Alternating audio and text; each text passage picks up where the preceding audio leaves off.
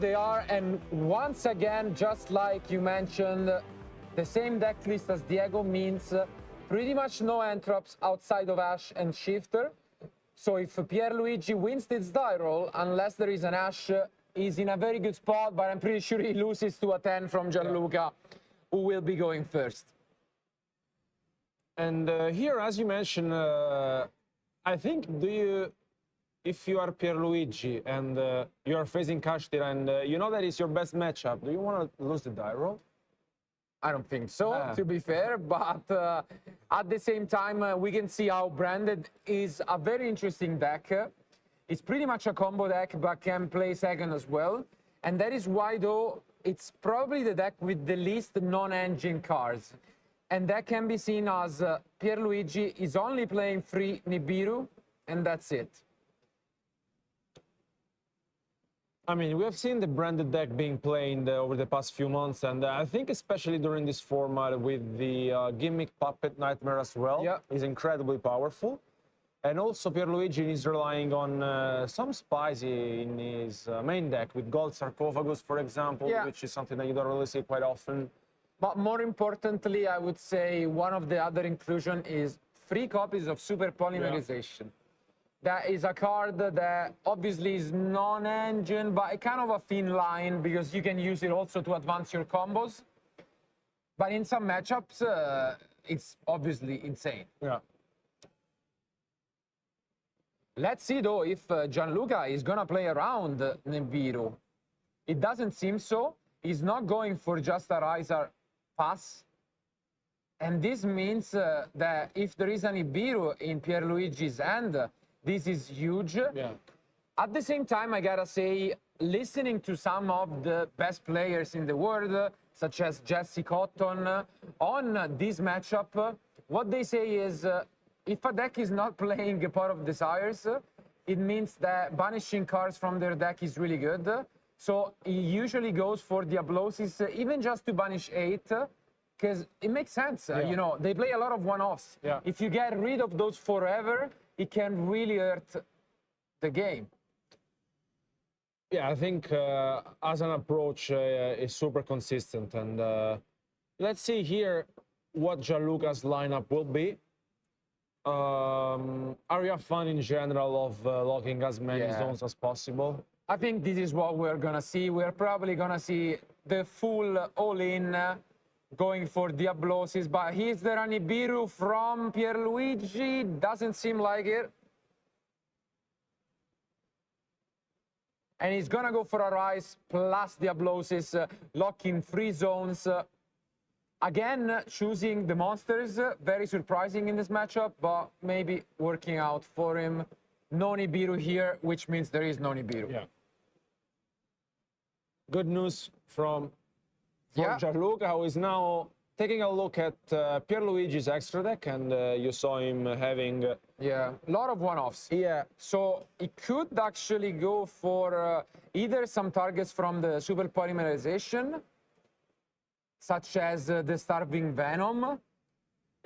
But let's see, he has a few options for sure.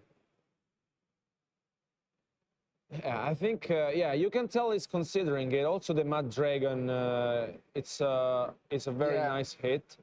Both are pretty much really good with Super Polymerization. Yeah, exactly. And I think he's considering whether... Because, like, maybe he understood that there might be a Super Polymerization in Pierluigi's deck. At the same time, here, we can assume that Pierluigi has some tools for going second, because there is a good chance that otherwise he would have scooped to just prevent his opponent from knowing what deck he's on. Exactly. And now he's obviously going to look at what he banished. And gonna lock even a 3rd zone, I believe, unless he forgets. And as mentioned, 3 zones are locked. Arisart is with 3 materials, and this is a very strong start by Gianluca, who in the standby phase is able to special summon a Fenrir or Unicorn from the deck. Wow! And even the Prosperity to just put more materials under Arisart. What targets is he playing for the Rise Art?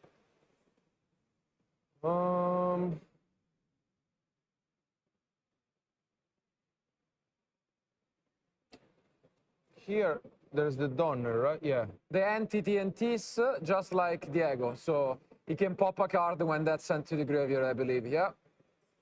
And not much of a choice here. Definitely not what he was looking for. Ash Blossom would have been the best. You can take a book, I guess. Or really, the Eclipse one? I think Book of Moon is always better. Yeah. Because you lose the zones locked from Shangri-La. Exactly. I mean, and also Book of Moon, yeah, I don't know. This could be an interesting decision. But as we can see here, it gets back the entity, potentially, and yeah, that's the card he chooses, which is a nice addition to the deck. Because whenever they get rid of the Arise Art, you can then destroy a card on the field.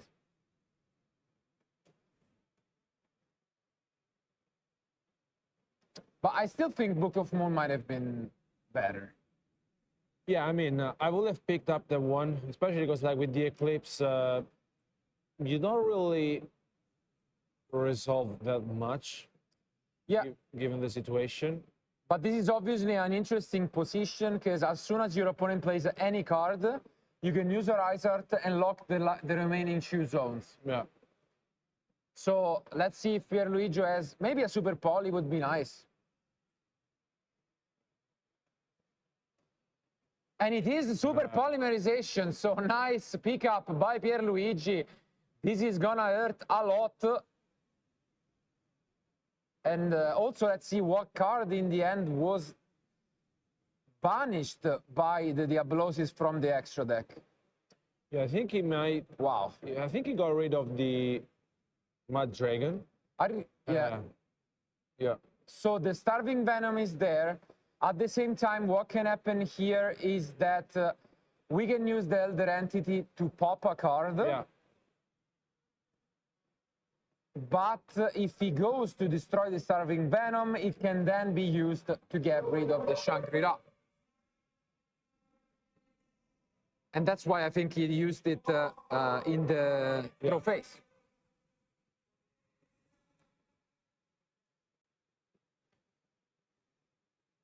So, interesting line, I think. Yeah, and I think he didn't use the entity, right? Yeah. I don't know if I'm a big fan of the entity, I gotta say. But, I don't know. It's paying off, and here it just gets the Fenrir in the standby phase, but I think Pierluigi is in a very good spot. Yeah, I mean, with the Super Polling being activated, honestly got rid of a lot of troubles, and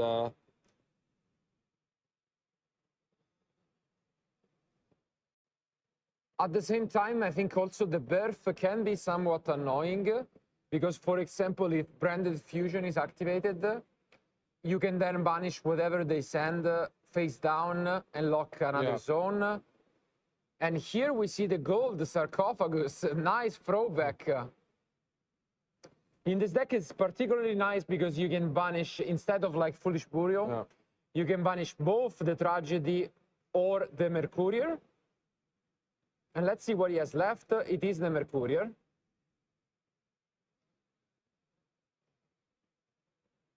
Gianluca thinking about it. He can use the birth just to get rid of some useless spells, we could say. At the same time, he's going to be able to use afterwards the Fenrir.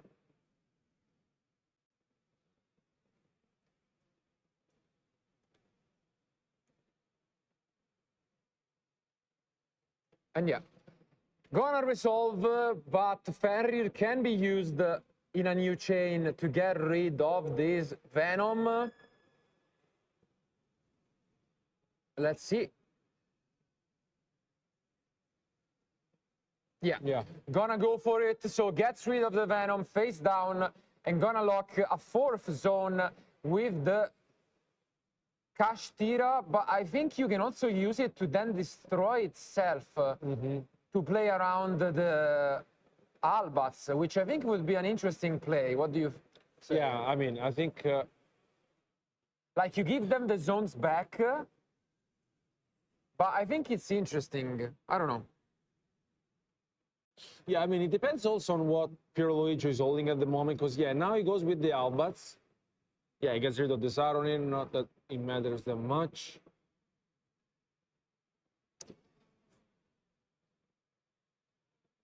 Let's see. And here still, I think that the Book of Moon in general would have been better. Saronir is a nice send, because you can obviously use it afterwards. And yeah, I really don't like this line from Gianluca. I think I would have liked it, because you know this is coming up. So why not just use the fuel spell? Maybe just missed the play, but I think it would have been a nice catch. Now the Saronir can be used to send the Retribution or any other branded card.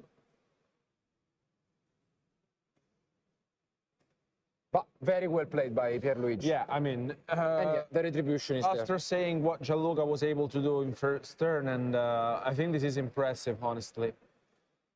Especially because he lost a lot of cards, and yeah. And by the way, this is all before branded fusion. Yeah. So for people who tend to say this deck is only on branded fusion, you can see here why that's not true. And here we see a nice synergy. He can send a branded fusion and get it back with the Retribution potentially. And I think that's what we're gonna see. Yeah. Very nice play by Pierluigi.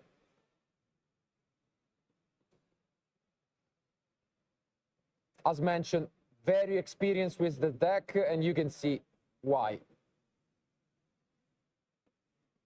And yeah, as predicted, he gets back the branded fusion.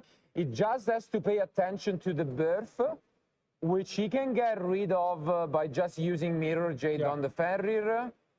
And I think he could chain it here if Ash Blossom doesn't come down. Ooh, but there is an Ash Blossom. Let's see if he wants to chain the Mirror Jade. I think it makes sense. Because then you can get branded in red, maybe. But I don't know. It might not be worth it, to be fair. He does. He's thinking about it. tough one. Yeah, at the same time, he could have just attacked. Yeah. But he probably wanted to OTK, and this is what exactly gonna go here. Gonna chain it, get rid of the Fenrir. And yeah, which means branded fusion doesn't resolve, but at least the birth does not get rid of the cards in the graveyard from Pierluigi. And that seems to be it. So maybe we just attack, and in the end phase, we get a card. I think it was very well played by Pierluigi, honestly. With what he had, I mean, the super polymerization was incredible. He gave him basically a huge advantage, because Gianluca's hand was very good, also with the Ash Blossom, and the Book of Eclipse maybe could have been something else, like the Book of Moon.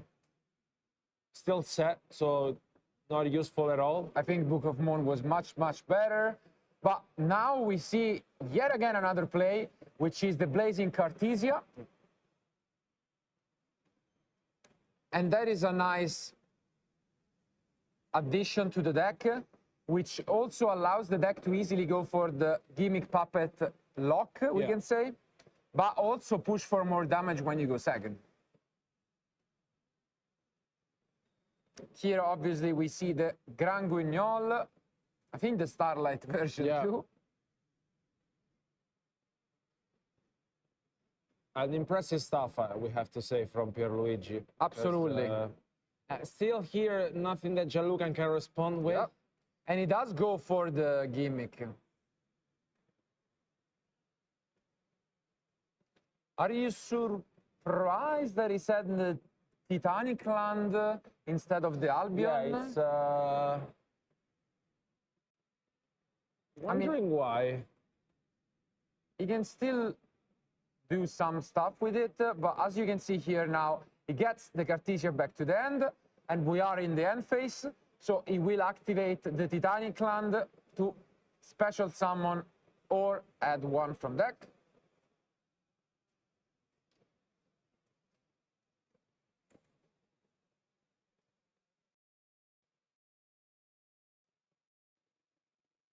Yeah. As expected, using the Titanic land. And this is one of the other additions of the deck, which is the Quem. Amazing card. First of all, it sends one from deck, and then you get to special summon from the graveyard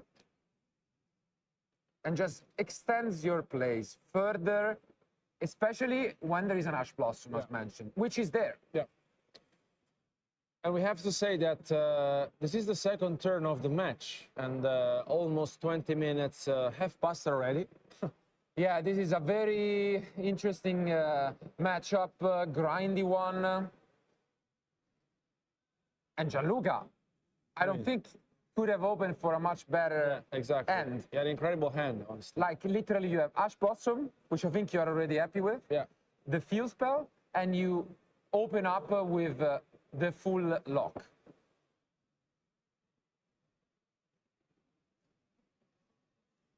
And yeah, here you can see a nice line from Pierluigi. And he's gonna activate the Branded in Red immediately. No response, obviously, from Gianluca. And we might see another Mirror Jade or just the lock. Yeah, makes sense. This is the new way to go for this combo, even without Branded Expulsion. As you can see here, you can go for Albion, the Sanctifier Dragon, which essentially has a very similar effect to Branded Expulsion, and will allow Pierluigi to go for the Puppet Lock. What a turn by Pierluigi. Amazing, amazing stuff.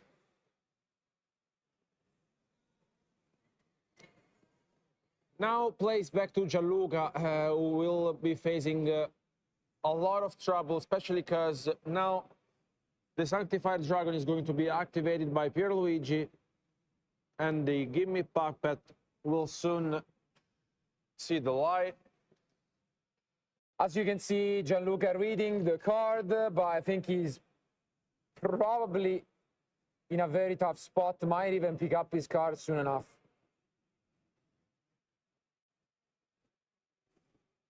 And yeah, as you can see here, gonna get back to Cartesia, gonna give his opponent the Kingman Puppet, and how can Gianluca even fight back from this? And this was all through an Ash Blossom, wow.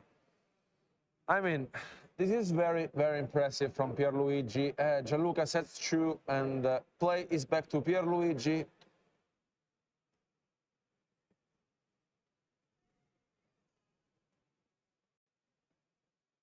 Because now I think if you were Gianluca, you might be also considering just going to game 2. Because like also you have to play with the time. And I don't think that there's a way in which you can come back into this. I mean, I think that he's holding maybe another book, maybe another impermanence, for example. But I think maybe he's hoping that with the Book of Eclipse he can survive, but I mean, it seems to be a little bit of a stretch. yeah. And at the same time, if we go into time, it's definitely Branded who has the advantage with cards like Masquerade, while Kashtira is known for not having a real win condition.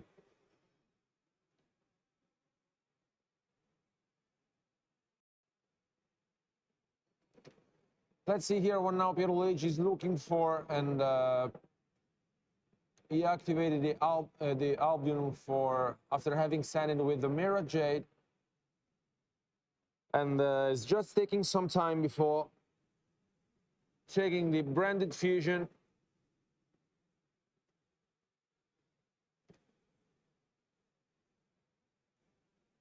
And yeah, now play is on Pierluigi. who is on the driver's seat, basically. So it's... Yeah, I mean, he knows that he knows exactly which face down card is the Eclipse. And I think he's going to try his best to just play around that. The nice thing about Brander is that you can go for multiple gimme pack locks. Yeah. So it's very tough to fight back. And yeah, here we see branded fusion. I mean, the only thing that I will consider if I were Gianluca, given that he's an experienced player, is that if you can really win this one, because I think if you are Gianluca, you know it by what you have. I think I might be going to game two straight without even, waiting. It's possible. I think he just maybe wants to play the grind game with just this Eclipse, as I mentioned. Yeah, because there is a weird universe in which, with the Book of Eclipse, you mill your opponent. Maybe he has two Book of Eclipse. I might be having, yeah. And like, okay, you just make them draw 12. They already banished like 9 with the Diablosis. So maybe that's the only thing I can see. I'll take that. Let's see if it becomes reality. Yeah, that would be funny, not gonna lie. So I'm kind of wishing that happens, just for the sake of entertainment. But I mean, we'll see.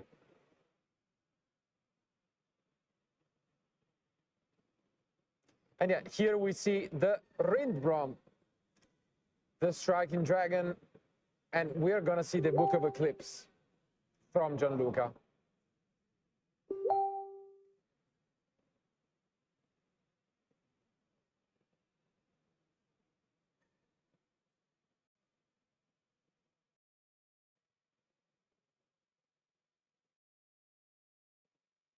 And here, surprisingly, actually, he had already a Book of Moon.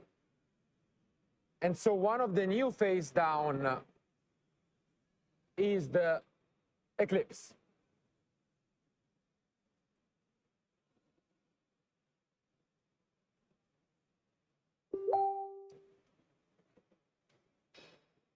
Are you surprised at all that he didn't use in the end the Book of Moon in the in Pierluigi's previous for turn? sure. Yeah.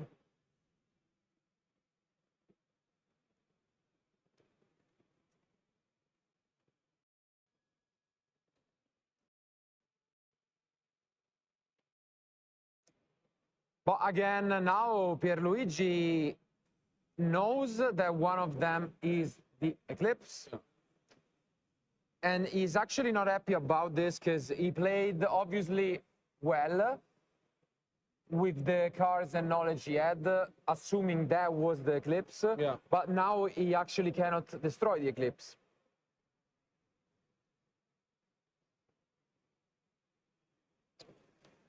Because now, I mean, of course, you still have the advantage of knowing that one of the two set cards is a Book of Eclipse. But the thing is that you basically play to let your opponent activate it, right? Yeah. So now, once again, I think you really have to find a way to deal with it and try to find a solution, basically, because I think Gianluca, as you mentioned, is just waiting. No, as I mentioned, the only win condition I can see is having double book. Double book of Eclipse into just milling his opponent. And I think it will be possible because basically I think Pierluigi lost already 8 cards. Yeah, I think there are like 12, 10, I think something so. like this. Yeah. Probably 10 cards in the deck. It's not much. And I don't think there's like a scenario in which if you were Pierluigi, you can avoid this like at all. Like, it's interesting because like at the moment, 4 of his monsters, okay, now only 2 could be flipped face up, which are the Jade and the Albion. But if he attacks with them, as you mentioned, he doesn't have a way to prevent it.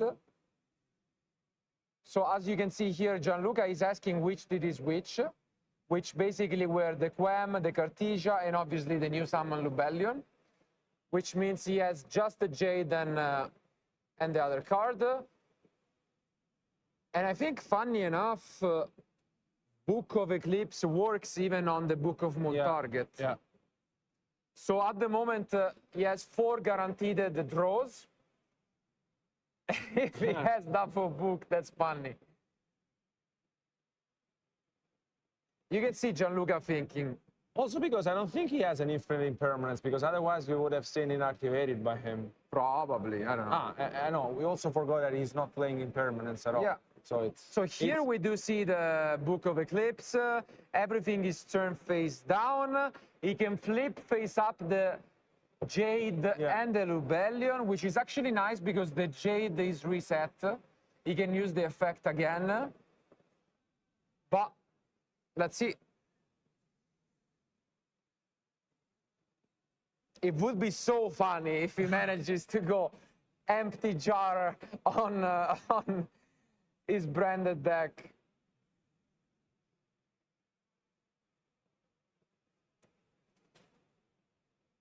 Wow, he goes to the end phase. Really? Doesn't even flip face up his cards. Wow.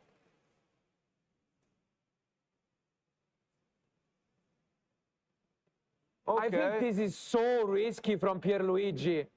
If there is another Book of Eclipse, this might be over. Let's see. So gonna draw 6 cards. Is there another Book of Eclipse from Gianluca?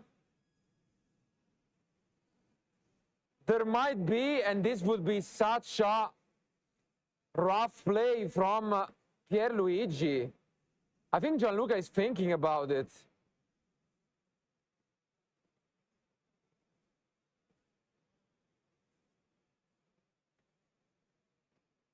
There is not, unfortunately, but one more draw, and what a way. There is still a chance. There's the Book of Moon. But unfortunately, it was just another Book of Moon.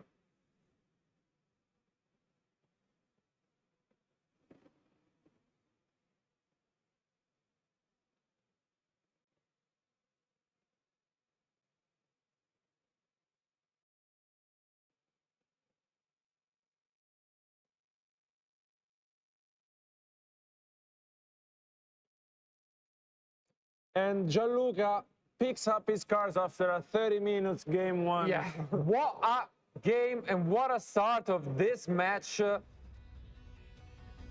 Well played by both, but Pierluigi, amazing show coming from a full Kashtira board plus Ash Blossom. We did say it is arguably the best branded player in Italy at the moment. Maybe that's an understatement, and he's the best in the world. I'm not sure, but I was definitely impressed by his plays. I mean, he played incredibly well, especially because not only Gianluca did start with the field spell and, you know, having the Rizar plus the Shangri-La plus the Mind Hacker, also the Ash Blossom was there, and the Book of Moon. Absolutely. So, very, very well played by Pierluigi, who won, I think, one of the hardest game 1 we have seen so far. Yeah, and now it's actually an interesting turn of events because with pretty much 16 minutes remaining, what do you even do if you're Gianluca? Like, obviously, we mentioned there is a very nice card in his side deck, which is Dimensional Barrier. Yeah. The only difference with Diego is that instead of the 3 copies, he's playing 2, but Trust. Yeah. Which is actually I think quite even better. Even better, I would agree, if it wasn't for Branded. Because Branded doesn't really activate anything in your turn. Yeah. So maybe if he opens the Trusted, you know, that could be a funny way to lose this one. But Ghost Bell is also amazing in this match. Yeah. What do you think on the other side is Pierluigi gonna bring? Pierluigi on the other side, I think, is playing the Puricaras, which, I mean, might be amazing. incredibly powerful. And he also plays Dark Ruler No More, going second, which, you know, alongside with the Harpist Feather Duster. And he also has 3 triple Taki Thrust, so I think his side deck is full of options, and he's very well prepared, but without a doubt, if we have to give the MVP to the card that won this game one. It was the super polymerization. Yeah. And if he draws it again, we'll see whether that comes to be the case. But regardless, our duelists are pretty much ready for the start of game two. So let's find out who the winner will be.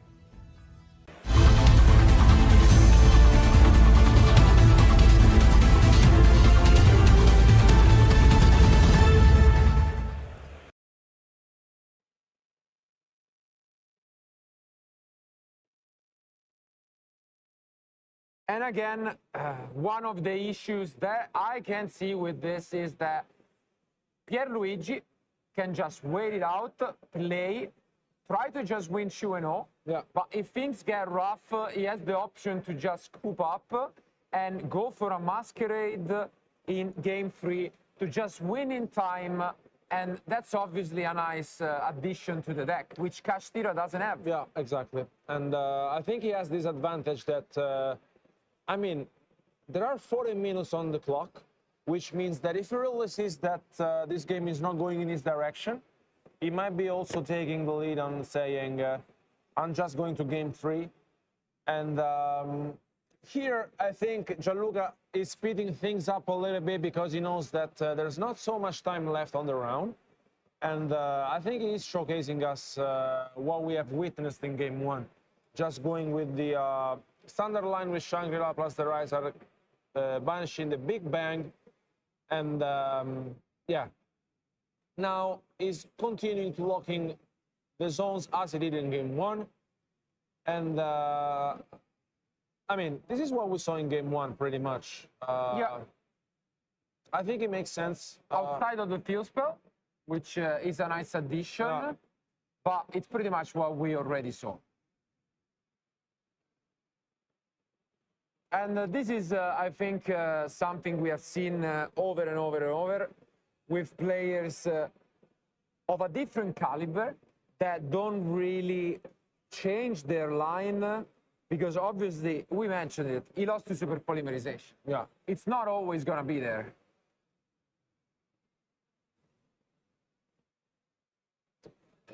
I think here you get rid of, I mean, if you got rid of the Mad Dragon in game 1, would you get rid of it in game 2 as well?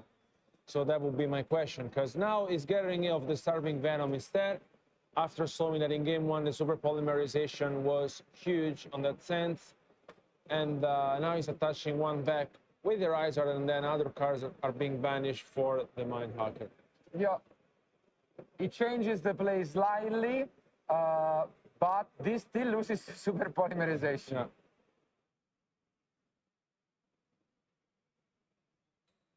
Yeah, I mean, if you don't really want to expose yourself,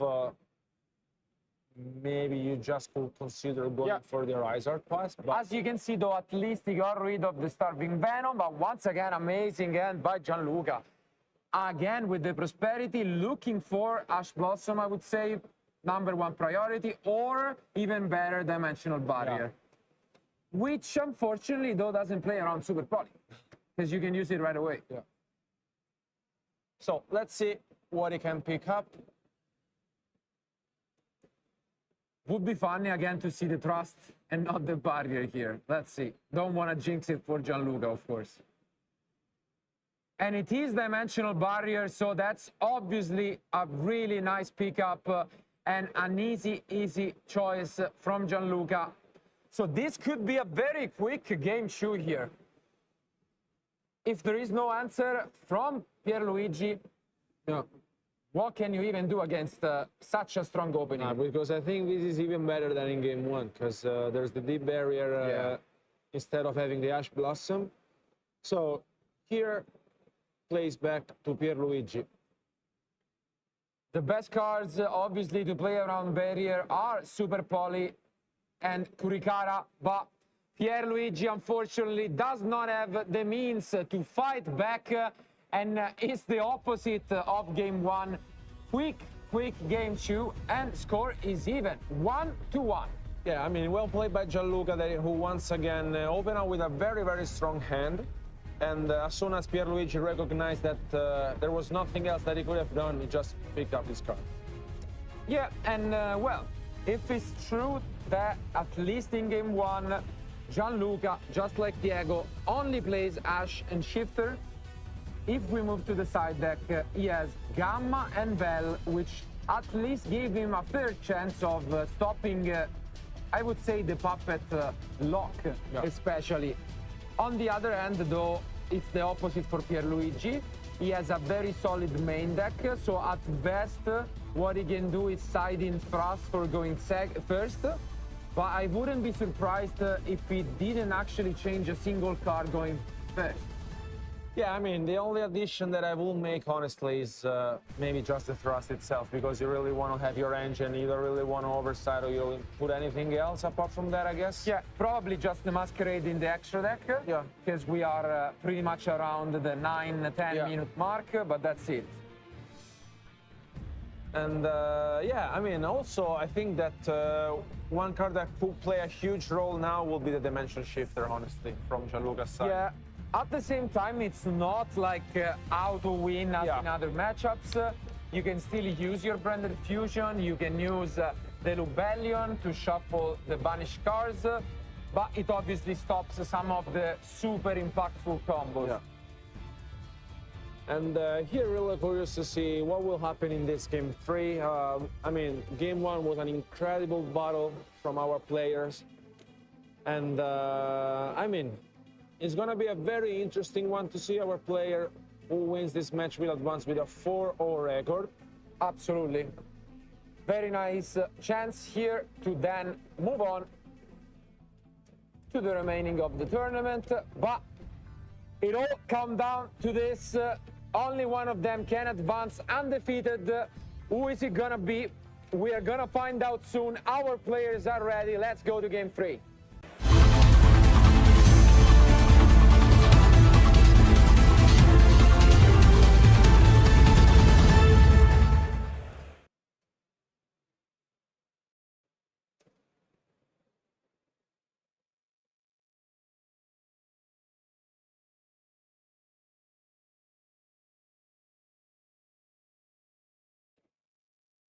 And let's see if Pierluigi opens up a card. I see the gold sarcophagus, which is a really nice opening option. Again, really versatile. But only 8 minutes remaining. Yeah. It doesn't have all the time in the world.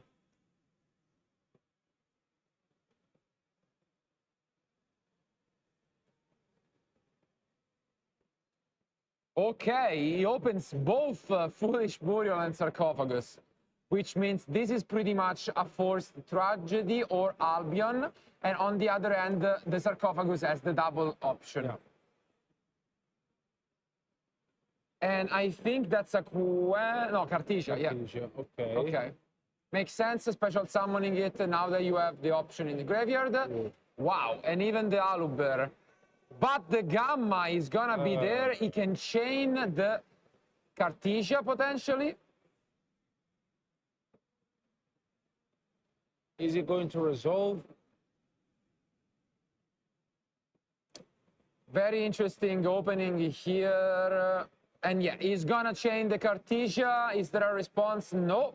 So we are gonna see the Gran Guignol. And the Gamma is gonna resolve the special summoning the driver from the deck.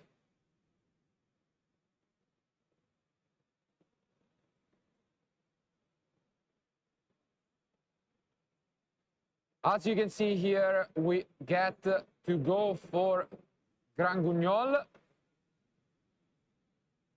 which is a very nice recognition from Pierluigi. And there is no response. Which is good news. Absolutely. And you can see here, just considering the other effects, not only does it send a gimmick puppet for potentially the grave, but it has a second effect, which is, as you see, when your opponent special summon gets rid of a monster, essentially, you can just banish it from field or graveyard even, and just go to special summon one from the deck. Debating whether it's Albats, and it's gonna be the Quem. Okay.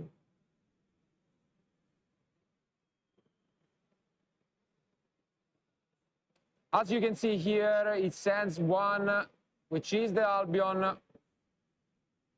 Let's see if he has other plays. We know the sarcophagus is there. He has already normal summoned, and he can send the Retribution, which now gets him the branded fusion. Nice, nice play by Pierluigi. He knows this deck extremely well. Here it goes. Albion goes. Is there an Ash Blossom from Gianluca? No response. Ooh. And this is huge news for you branded fans watching. But what incredible, honestly. Played so well. Yeah. Such a good player. Played incredibly well. Starting things off with you know, the Aluber being hit by the Gamma, and then going for the branded fusion. I think he is showcasing us the power of the branded deck, honestly, at his own perfection. Honestly, doesn't get much better than this. He goes into the Cartesia, which he can get back during the end phase. And he's gonna use the Quem second effect to special summon another Cartesia from the grave. Fatto segreto. And as you can see here, discarding the Nibiru even doesn't feel like he needs it. And with 4 minutes remaining, the only consideration is paying attention to how much time is left. Yeah. Because, now almost 3 minutes over from... And last card in hand, Sarcophagus. You can get to the gimmick puppet. And what a nice play by Pierluigi. So impressed with this guy.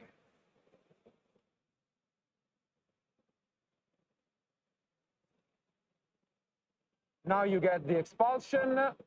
And with 3 minutes remaining,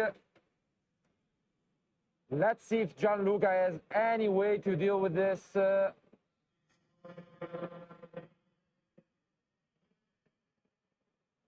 Ghost Bell could be a nice way, but by doing this, he can choose cards that are banished, which means Ghost Bell cannot be activated, which is another nice play by Pierluigi. I mean, look at this. This is insane. So well played. And as you can see here, Gianluca gonna try his best.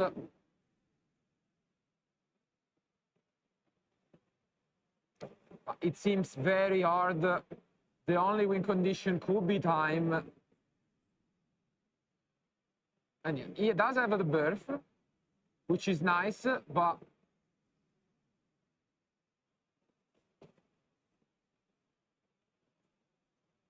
as you can see here, Fenrir gets banished. You cannot special summon, which makes this really unfair. And you can see Pierluigi doesn't even waste time, makes the Masquerade, special summon back. Wow. What a show off from Pierluigi.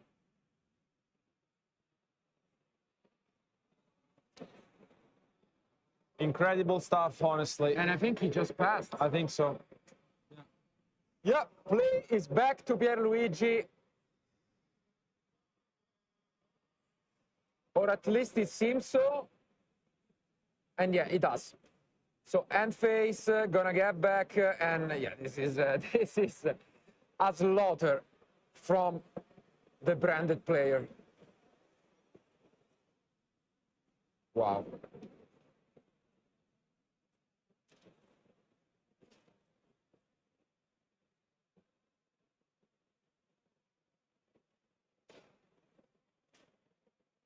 $60 seconds remaining, so Pierluigi will enter battle phase, I would want to say, as soon as possible.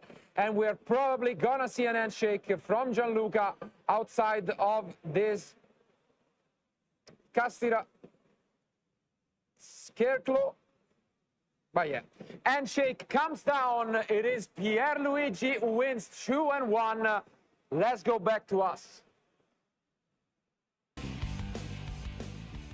Welcome back to the coverage of the WCQ Talent National 2023 We are here with Pierluigi, the winner of round 4. So first of all, congratulations.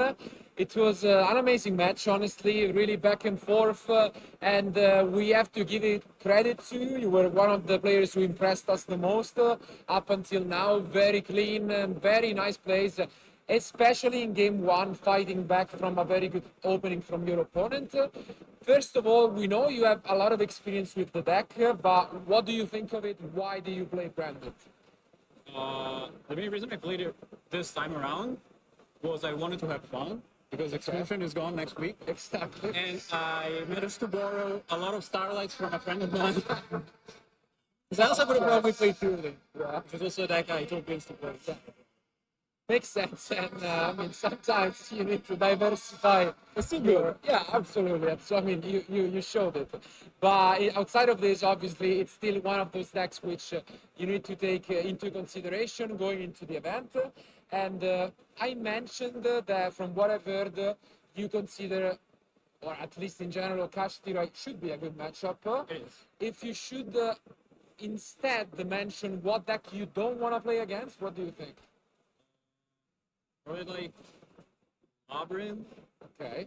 You don't have a lot of removal. Exactly, you have also a lot of end traps. Especially if they flip Barry, you just lose because next turn they get it again and again. Yeah, and this is also one of the reasons why in game 2 we thought you could again fight back from this opening, but that the barrier maybe was there. And, Yeah, I had no on engine, so there was no reason to waste time. yeah, I agree absolutely. But outside of that, there are still some interesting choices in your deck list.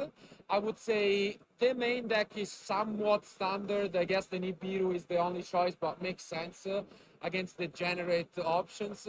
But in the side decks, again, Herald of the Abyss, obviously great target for Trust. Is it aimed purely specifically or just in general other matchups? It's for Purely because that way you have Thrust as an out to both Noir and Vanity Spin.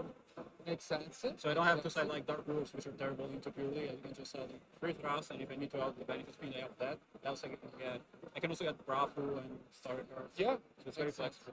and I like these kind of cards where you can play essentially side a card but have 4 copies or more, and it's similar to like another touch which is the Shadow Dragon, Yeah. which is a nice addition and throwback that you can get easily with the deck. But yeah, I mean, we wish you obviously good luck. Do you came here then outside of having fun? I don't know your character too much, but what do you aim for at this event? I would still like to win, but Okay. I usually try to win harder at YSS than Euros. Okay, okay. I take nationals a bit lightly. Okay, makes sense. We'll see, and to each his own, but I'm sure you will still try your best to get it there. Still undefeated after round 4, so congratulations. Hopefully we will see more of Pierluigi later on in the event, but thank you guys for being with us. This is the end of round 4. Don't go anywhere, and we will be back soon with round 5.